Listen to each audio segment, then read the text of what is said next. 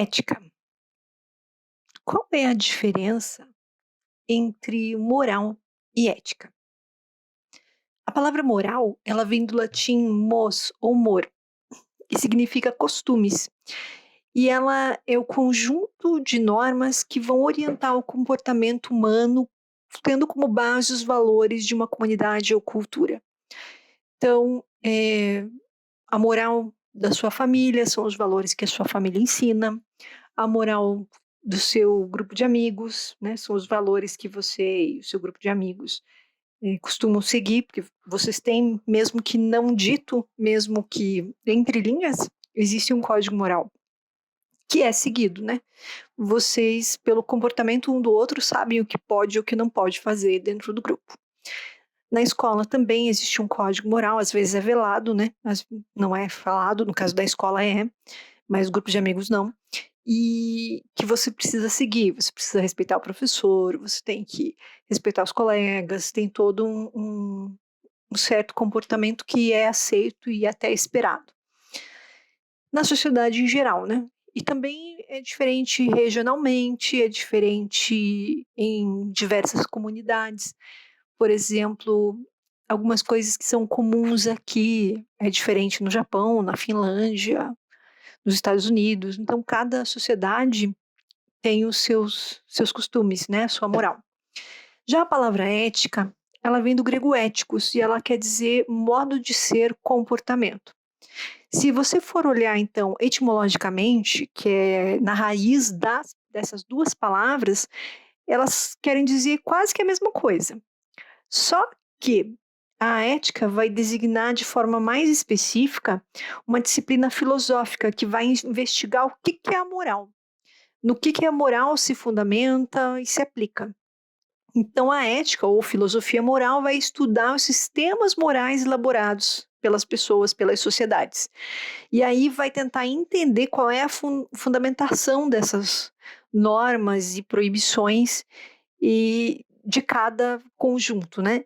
E explicar, então, como é que elas funcionam, quais são as ideias sobre o ser humano, sobre a existência humana que sustentam esses comportamentos, né, que são realizados ou que seriam até os ideais, porque ela também vai estudar não só o comportamento, a moral como ela é, mas também como ela deveria ser.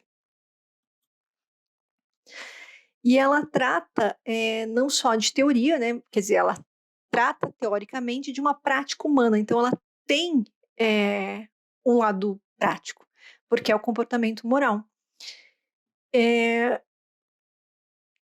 Só que as preocupações dela são práticas, porque ela busca aplicar o conhecimento que adquire para poder construir o que deve ser. O que tem em comum moral e direito? Os aspectos comuns, então, são que ambas, tanto a moral quanto as normas de direito, né, normas morais e normas de direito, vão se apresentar como imperativos. O que são imperativo é quando algo deve ser feito por todas as pessoas, é um imperativo, não dá para não fazer. Isso acontece tanto na moral de um determinado grupo, quanto nas normas de direito, né? Você precisa seguir as leis. Então, elas se apresentam como imperativos. Elas buscam propor, por meio de normas, uma convivência melhor entre os indivíduos. Então, tanto as normas morais quanto as jurídicas, elas buscam que as pessoas convivam de uma melhor forma, que elas respeitem o espaço uma da outra, os direitos de uma da outra, no caso da norma jurídica, e na norma moral, de certa forma também, mas por um outro ângulo, né? Ela busca uma convivência pacífica porque todos vão seguir o mesmo código de conduta que é esperado. Ambas vão se orientar pelos valores culturais de uma determinada sociedade, porque para virar uma lei, primeiro ela tem que vir do que a sociedade espera que seja feito, né? Não dá para criar uma lei do além, embora a gente saiba que aqui no Brasil tudo é possível, né? Mas, a princípio, você vai criar a lei de acordo com o que a sociedade espera. Por exemplo, assim, você espera, né? Se espera que as pessoas deem o lugar no ônibus para as mais velhas. Aí as pessoas não fazem mais isso. Daí o que acontece? Criam-se assentos prioritários para que as pessoas sejam forçadas a ceder o lugar. Mesma coisa vez na fila, né? As pessoas idosas, pessoas que são gestantes, com crianças de colo ou deficientes, elas têm prioridade nas filas. Mas teve que existir uma lei para isso, né? Porque as pessoas não costumam dar o seu lugar. Por uma série de motivos, né? Eu não estou aqui analisando o valor moral disso, mas dizendo que é algo que a sociedade antes esperava e acabou tendo que virar uma lei para que fosse cumprido. E elas têm diferenças também, né? As normas morais elas são seguidas a partir das convicções de cada pessoa e do grupo social a que ela pertence. As normas jurídicas devem ser cumpridas sob pena de punição do Estado em caso de desobediência. E aqui são as leis, né? Então, as normas morais você vai cumprir de acordo com o acordo no grupo social que você pertence, o que você aprendeu em casa, etc. e tal. E as normas jurídicas é na força da lei. Se você não cumprir, você vai ter que pagar uma pena de alguma forma. Então, a punição no campo do direito está prevista na legislação. Então, você já sabe, se você descumprir a lei, qual vai ser a sua pena. E já no campo da moral, não. A punição, a sanção, ela vai variar. Então, vai depender de uma série de fatores, né? Então, você, dentro da sua família, faz uma coisa errada, seu irmão faz a mesma coisa, às vezes a mãe e o pai dão punições diferentes para você e seu irmão. Depende muito de várias circunstâncias. E a esfera moral, ela vai abranger muitos outros aspectos da vida humana. E a esfera do direito são questões específicas que elas nascem da interferência de condutas sociais. Então, o direito, ele vai se preocupar com as coisas que afetam a sociedade como um todo, né? A vida privada dos indivíduos, ele não deve, pelo menos, interferir. Então, o que isso significa? Que você, por exemplo, tem liberdade religiosa, você vai seguir a religião que você quiser, e é uma liberdade individual sua, né? O Estado não pode te obrigar a seguir uma determinada religião, não pode e não deve, né? Porque o Estado brasileiro, ele é laico. A moral não se traduz em um código formal, e o direito, sim. A gente não tem, ou pelo menos a maioria das famílias não tem em casa um cartaz com todo o que se espera do código moral, do comportamento moral daquela família. E o direito, ele tem, é tudo escrito, né?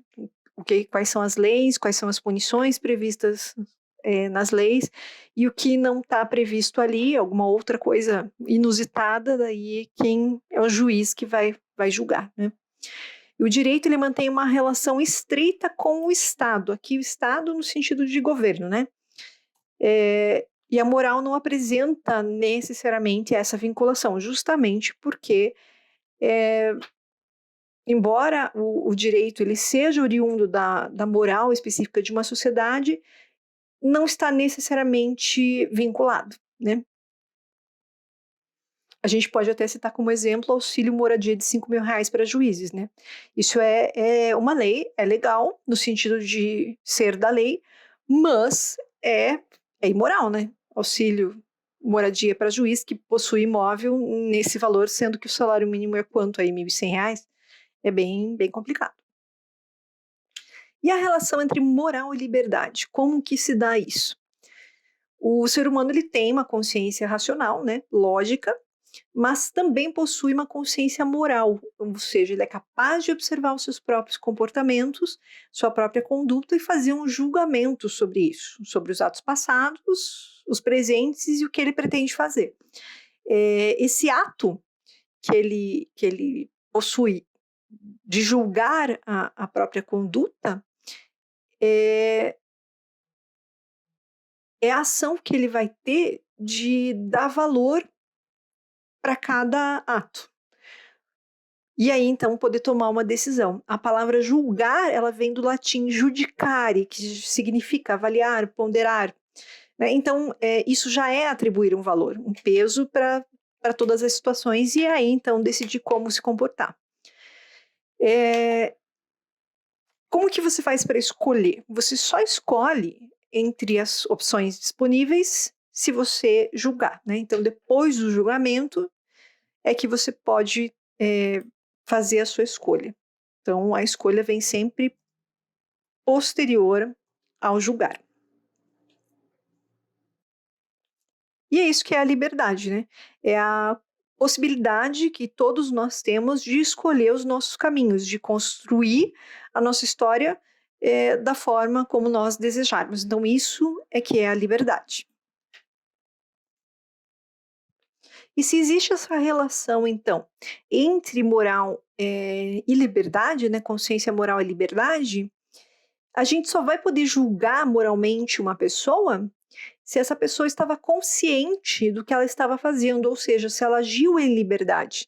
Se ela agiu em liberdade, ela teve uma escolha, e então ela pode ser julgada pela escolha que ela fez, né? Ela é responsável por aquela escolha, ela pode responder por ela.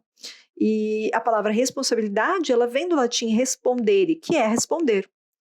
Então, você, a partir do momento que você escolhe um caminho, uma ação de livre e espontânea vontade, você precisa arcar, então, com a responsabilidade oriunda disso, né? E assumir a consequência. Agora, quando você é coagido a praticar alguma coisa, aí você não tem como responder por ela. Então, no livro ele dá um exemplo, né? Uma pessoa tem um filho sequestrado, o pai cumpre as ordens do sequestrador, portanto, sua ação é determinada pela coação do criminoso. Aí fica complicado, né? Se o criminoso falar só liberta o teu filho, se você assaltar alguém na rua, você, pelo seu filho, você vai lá e assalta. Você está sendo coagido a isso, né? Então, é complicado de você responder moralmente por uma ação nessas circunstâncias. E a virtude e o vício? Como é que se relacionam com a questão da moral?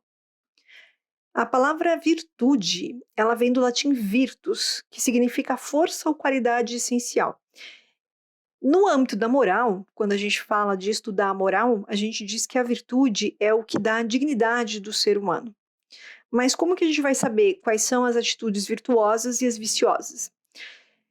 Embora existam muitas interpretações, a gente pode dizer que a virtude ela é a prática constante e consciente do bem, né, de forma livre e responsável. Então, quando você pratica de forma consciente boas ações, de forma consistente também, porque tem que ter uma frequência para que seja uma virtude, então ela é uma virtude, né?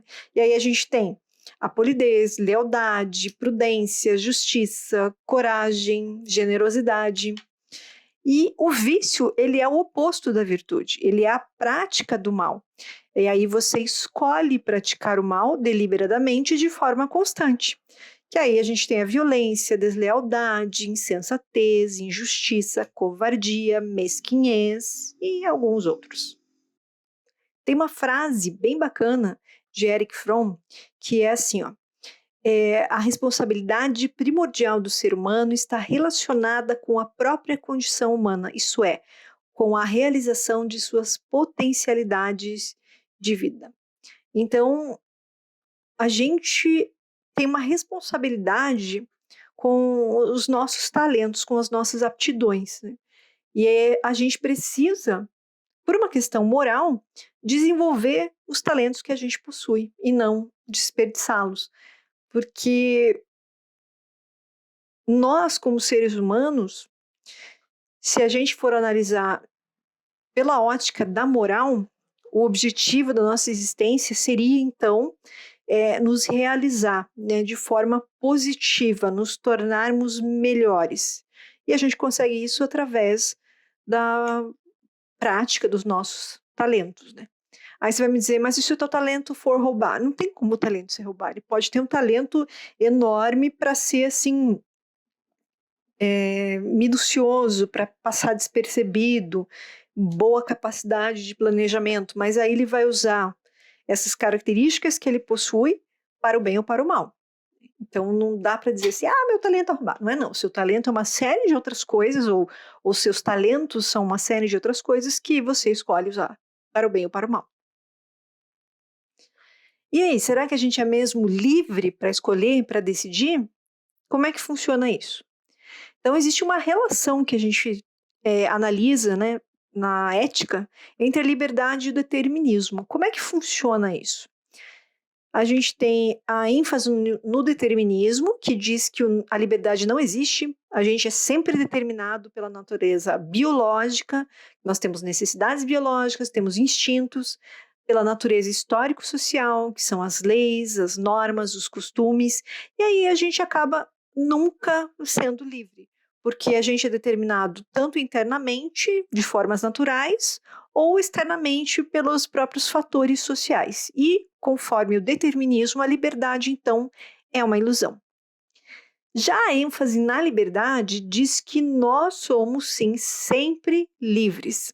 Até há um reconhecimento de algumas determinações de origem externa, que seriam as sociais, né, e as internas, como os desejos, impulsos e etc., né, que são os nossos instintos, necessidades. Mas o ser humano sempre, segundo a ênfase na liberdade, tem condições de julgar, né, moralmente, e que essa nossa capacidade de julgar moralmente está acima dessas determinações todas. Então, nesse sentido, nós somos todos livres, certo? E a nossa liberdade, ela é autodeterminada, porque a gente sempre, segundo essa ênfase, pode escolher e estabelecer pela gente mesmo a nossa ação, né? A gente que determina a liberdade que a gente tem, né? O grau de liberdade que a gente se permite. E há também a dialética entre liberdade e determinismo. Aí é interessante porque nessa dialética é como se fosse uma conversa, né? Um debate entre as duas coisas. E aí você tira uma terceira, por assim dizer. Aqui diz, então, que a liberdade e o determinismo, eles não são excludentes, mas eles são complementares, um complementa ao outro. Como?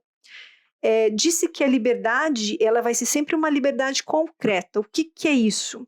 Que a liberdade, ela está em cada pessoa e ela vai se desenvolvendo através de fatores objetivos, né? E a gente consegue, a partir da nossa compreensão das nossas necessidades naturais e dos costumes e das normas da sociedade onde a gente vive, a gente consegue compreender quais são esses determinismos. E uma vez conhecendo esses determinismos, a gente consegue, então, vencê-los, se a gente quiser, e então ampliar a nossa liberdade, porque dentro daquele limite a gente tem liberdade de ação.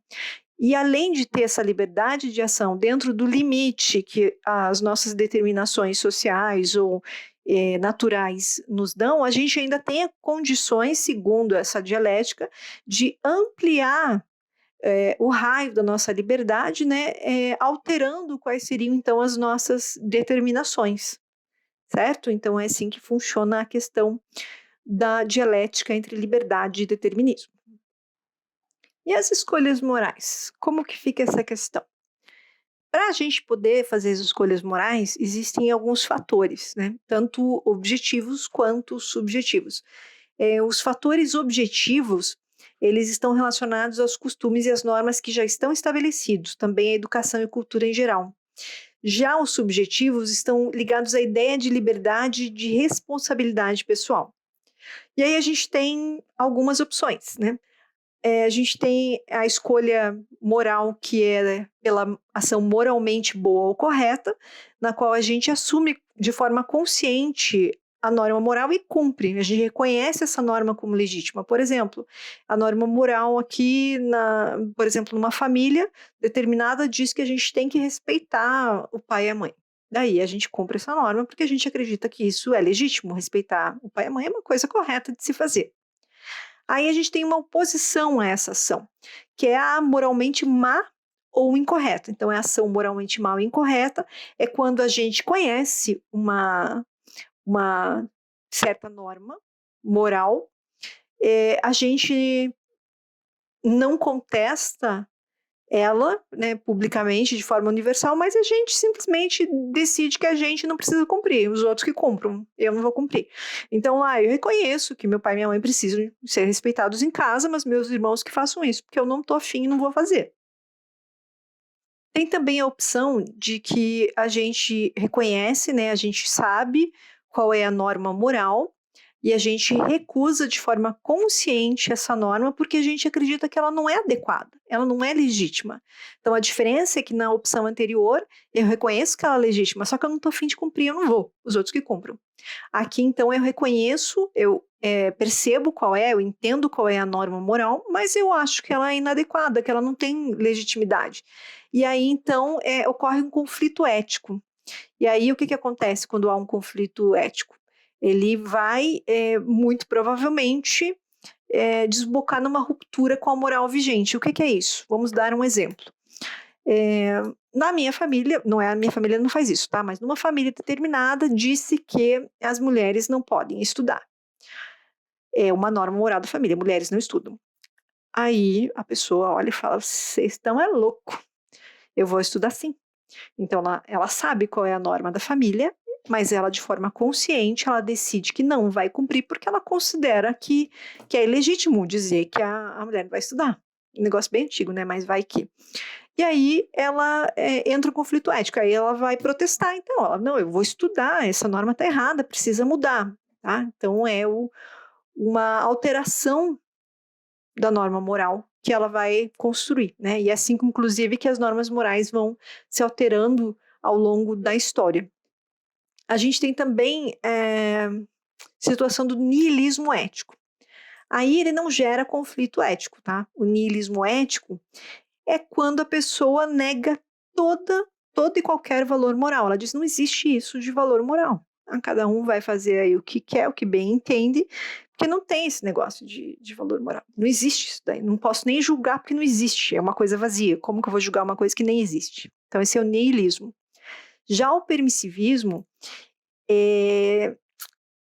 ele diz ser que foi oriundo do niilismo ético, mas ele é uma coisa um pouquinho mais complicada, porque assim, ele nega os valores morais vigentes, mas porque ele quer atingir alguma vantagem. Aí chama permissivismo moral. Então ele sabe que existe uma norma moral, ele reconhece essa existência, mas ele nega aqueles valores porque ele tem interesses particulares, né? Então, por exemplo, vamos dar uma situação assim. Uma pessoa está doente, eu sei que eu tenho dever moral de comprar o remédio para essa pessoa, né, mas eu não vou comprar o remédio que essa pessoa precisa, porque se eu comprar o remédio lá do meu amigo, mesmo sabendo que não vai funcionar naquela pessoa lá, eu vou tirar um dinheiro em cima. Então, o que eu estou fazendo? Eu estou sendo permissiva comigo mesma, né? Eu estou me permitindo fazer um negócio aí moralmente errado, estou negando esse valor porque eu tenho um interesse particular, que é ganhar dinheiro. Certo? Então essas são as primeiras questões aí da moral que a gente vê.